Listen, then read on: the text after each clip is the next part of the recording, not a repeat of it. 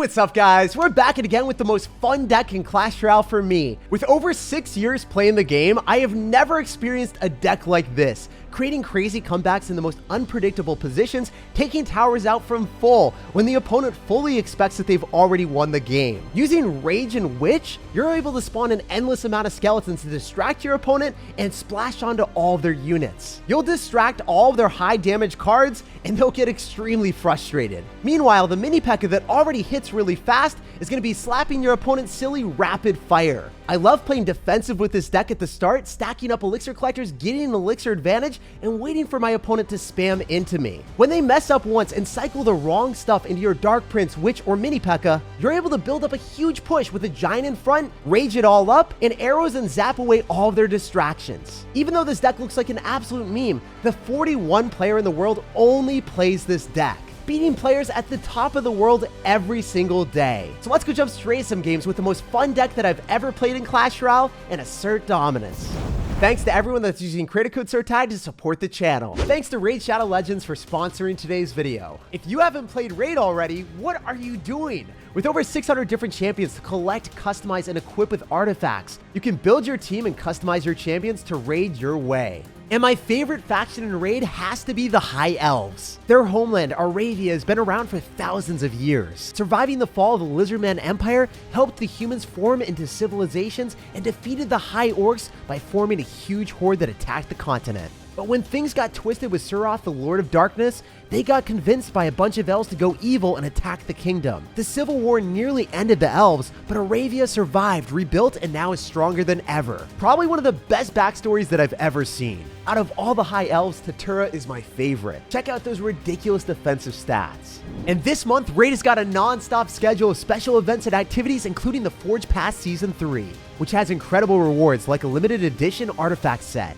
And Raid is bringing out some new champions with some awesome looking champion skins for the incredible Madame Saris. And there's some massive news. Death Knight is becoming a legendary champion. It's something that we've all been waiting for, and I can't wait to see how the ultimate Death Knight turns out. If you're a brand new player, now is the best time to download Raid. If you scan the QR code right here or use my link in the description of the video, you'll get a starter pack worth $30, a free champion Aina, and this in-game loot. Rewards will be in your inbox for the next 30 days only. All right, so jumping into the game against Tyler, it's never worth activating King Tower with an Electro Spirit because most of the time your opponent's going to end up having an Expo deck or maybe like Royal Giant, and they're not going to really care.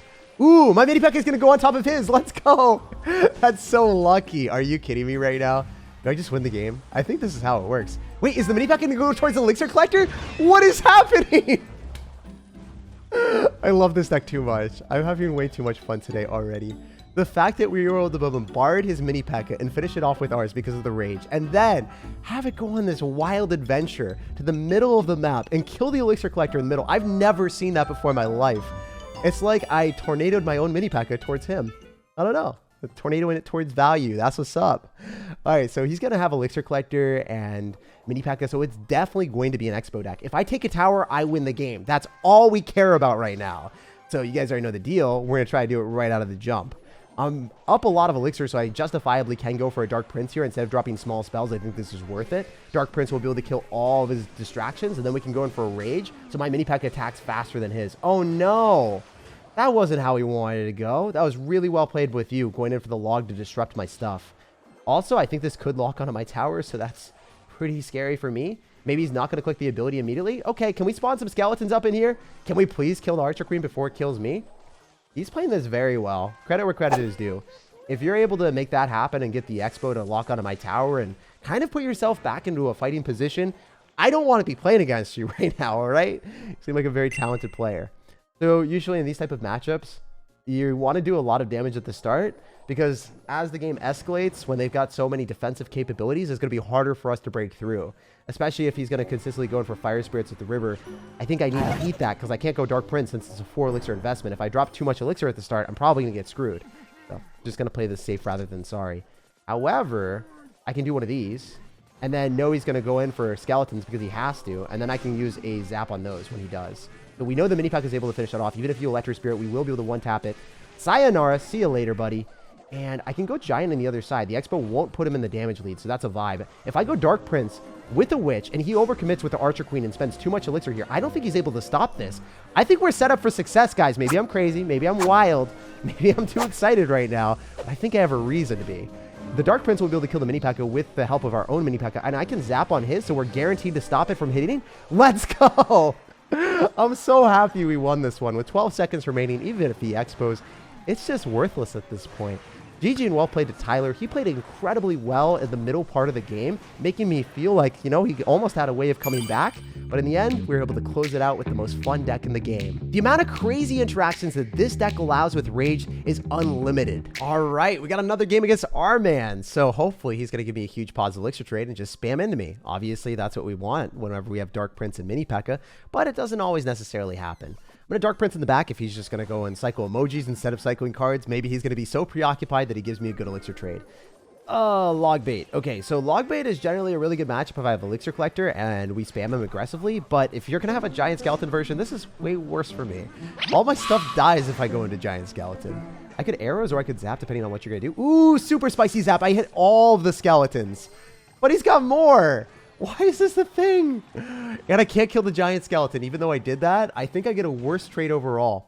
I think the giant skeleton is so unbelievably broken that it's going to do more damage than a Mini Pekka arrow zap with a giant. Oh, I mean, I guess it's probably going to be even. I don't take tower here, though, do I? Oh, I do. All right, cool. Completely even then. But I'm down a little bit of damage to the right-hand side. The crazy thing about our deck is it thrives in chaos. No matter what card combination your opponent has, most of the time they haven't played against this deck. And when you rage up your units, you're going to get interactions that they can't be prepared for. I'm going to Dark Prince here. It will be able to kill the majority of the goblins without taking too much damage. And then I can go for a Witch again in the right-hand side so that the Hunter doesn't splash onto our Elixir Collector. And it's going to be able to distract the Giant Skeleton, which is the biggest benefit of running this deck. He's got Mirror in quick cycle of his Skeleton army, so I don't want to go in for like a Mini Pekka unless I have, you know, a lot of good answers here. So like, I'm going to have arrows and I'm going to have Zap at my disposal for him to go in for his Skeleton army. Ooh. Very interesting here. Yeah, I guess you're not going to be able to defend with mirrored skeleton army because I can arrows and I can zap. So I'll zap on the first one, we'll arrows on the second one, and we'll have a lot of fun. Ooh, that was not what I wanted to see. Can I even stop this? I elixir collector here. This might be the riskiest move I've ever made, but I think it has to happen. So I'm going to Dark Prince off to the side so then the second Sparky doesn't hit that. He's going to E-Giant, and then I'm going to wait for my zap, and I'm going to hit everything at once, and then I can Mini Pekka afterward. If I'm able to defend that after dropping an Elixir Collector, this would be one of the most wild decisions I've ever made. And if it pays off, I'll feel fantastic. All right, we're going to arrows on top of the Goblin Barrel and the E-Giant. Somehow I'm still alive, guys. I don't understand. I don't understand how that worked out. I think I want to go and kite the majority of the Skeleton Army into the Dark Prince, so then we don't lose the Dark Prince into the Hunter, and then it also is able to finish everything off a little bit faster. I'm going to Rage, but I missed the Witch. No! Witch walk into the Rage, just a little bit of a step. Come on, get your exercise. Why are you doing this to me? I would be on so many more Skeletons if I played that better. He's going to go and Tornado it directly into the Giant Skeleton, which is really obnoxious. I'm expecting him to go in for a Goblin Barrel, so I'm going to go in for Dark Prince on the other side. And I don't want to commit too heavily here. I'm going to go in for Giant, though, because I think that he's not going to expect it. He's going to Sparky, and we're able to zap it. Last second. Arrows will be a huge overcommitment, but if I'm able to kill the Sparky, then that's a vibe. Giant isn't going to give me more than one hit, so I'm not going to overcommit with that. If you go in for a Goblin Barrel, it's right into a Witch. I'm always making sure that I'm able to defend that side. It doesn't matter to me if you're going to get a Giant Skeleton down there. It doesn't do that much damage.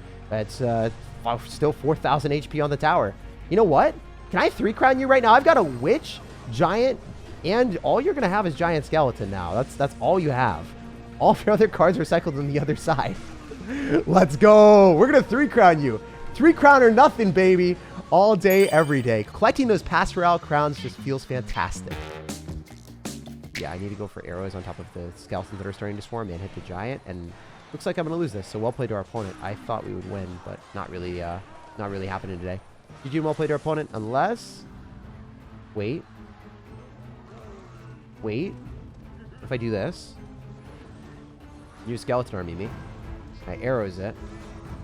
Knew that was gonna happen. We can rage this up. Oh my gosh! Please, please, please, please, please, please, please, please, please. There's no freaking way, right?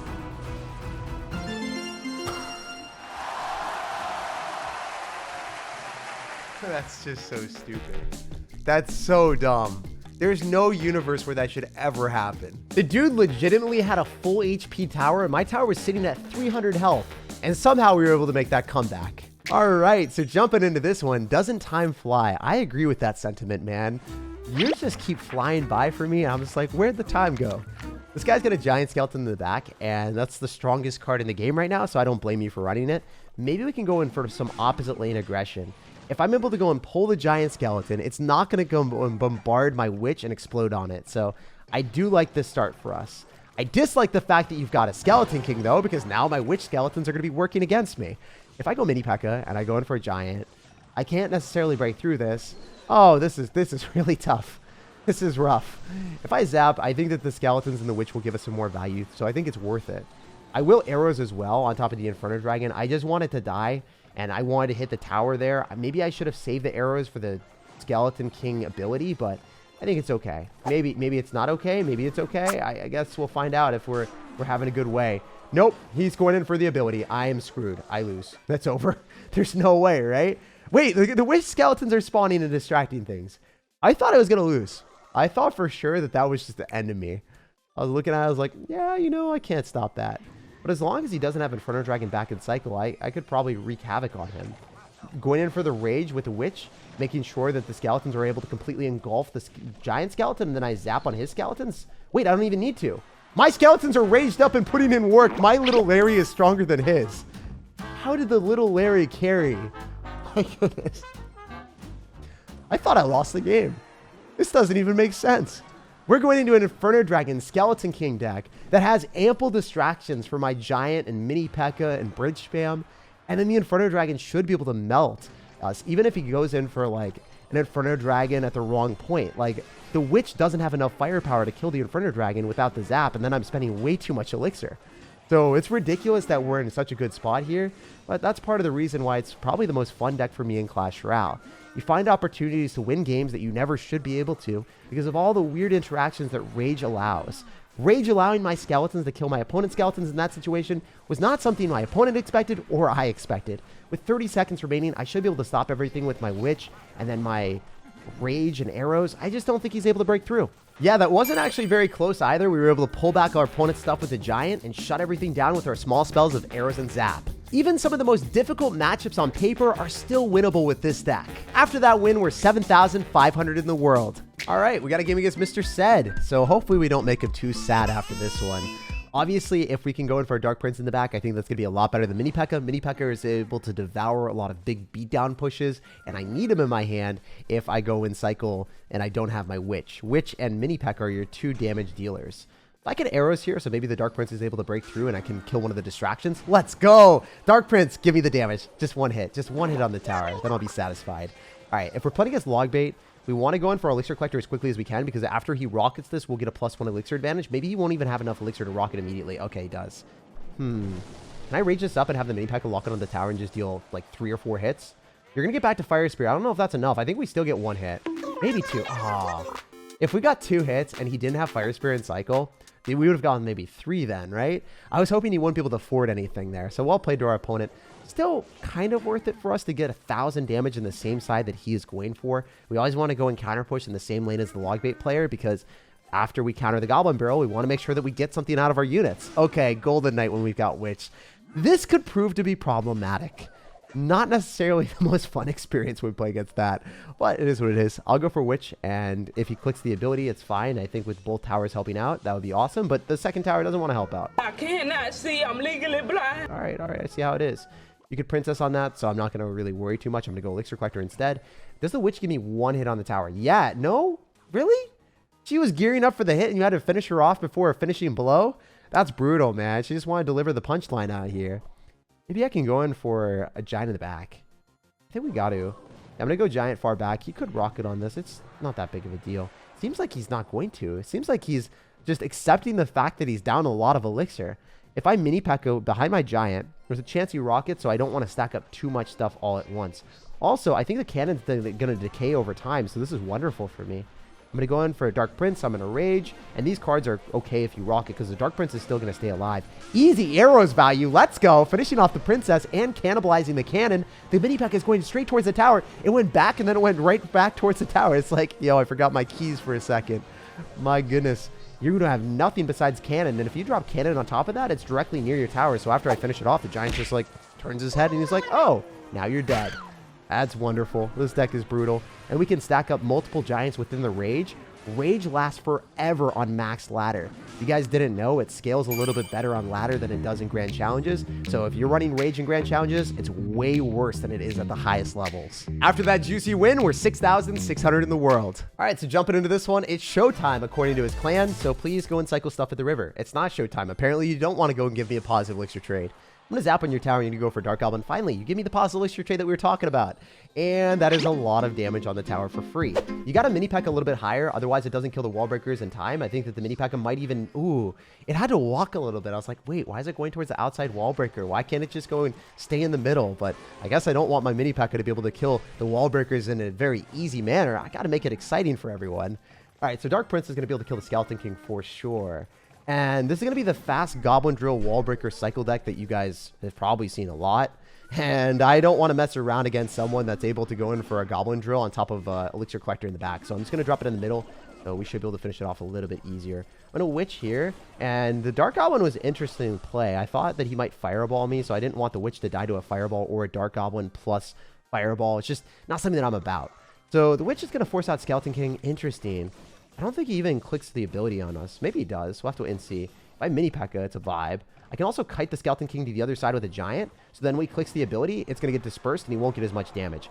I still think I have to zap this because there's a lot of skeletons coming at me on the left-hand side. And it looks like my tower wasn't targeting the skeletons. It was still focused on the Skeleton King.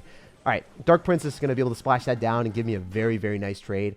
Let's go. If you Goblin Drill on the right-hand tower, then it's going to be on the tower that you are not going towards, so we know that you're going to have to go immediately on the Elixir Collector. But if I go behind this, we know he's going to go in for it on top of the tower or the Elixir Collector, so I don't know, but I know he's going to go on the Elixir Collector if he's going to go on that side.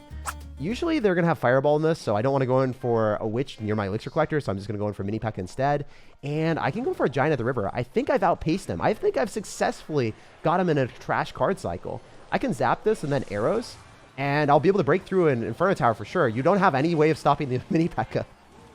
The raged up mini P.E.K.K.A just targeted the tower. It's like, yeah, you know, wall breakers, you want to run away from me? You can't run away from this tower damage, though. Oh my gosh. I love it. You're the one with the Inferno tower, but you're burning alive with the Goblin emoji. I can Dark Prince here, and even if you have Fireball or something, it doesn't necessarily matter. It won't do anything, because you can't push back the Dark Prince. Even if you have Snowball, even if you have Fireball, you're still going to have a bad trade overall. We know he's going to go in for a Skeleton Army, so we're going to get poised and ready for a zap. Well, no, he didn't do it. Very, very good strat on our opponent's end. But he's giving me an insane Elixir advantage, so I think I'm just going to take it and go in for another Elixir Collector and not really augment my Giant that much. Especially if he wants to Fireball on the Witch. My goodness, dude. What are those? This is going so well for me now. Because I can definitely reset all of his stuff. I can go mini P.E.K.K.A on this. I can go in for a Witch on the other side. Ooh, the mini P.E.K.K.A didn't hit the wall breakers. Interestingly enough, I guess that didn't want to work out. Still going to zap here. We've got the mini P.E.K.K.A counter pushing. I've got 2 Elixir Collectors. So my Elixir advantage is immeasurable. I can go Giant off to the side with all this stuff counter pushing. That's also a vibe. Dark Prince is coming down. 2 Dark Princes, a Witch spawning skeletons, and an infinite amount of distractions for the Giant. So Santa Claus is 100% reaching towards the tower. I can easily arrows to finish off either the Dark Goblin or the Skeleton Army that you want to drop. And we walk away with a very decisive victory. GG, well played and peace out. If you guys are lucky enough to play against Goblin Drill when you have a Dark Prince Elixir Collector cycle deck, you're just going to get a huge Elixir advantage and overwhelm them every single time. After that win, we're 5,600 in the world, baby. Like, subscribe for more daily videos, and have an incredible rest of your day.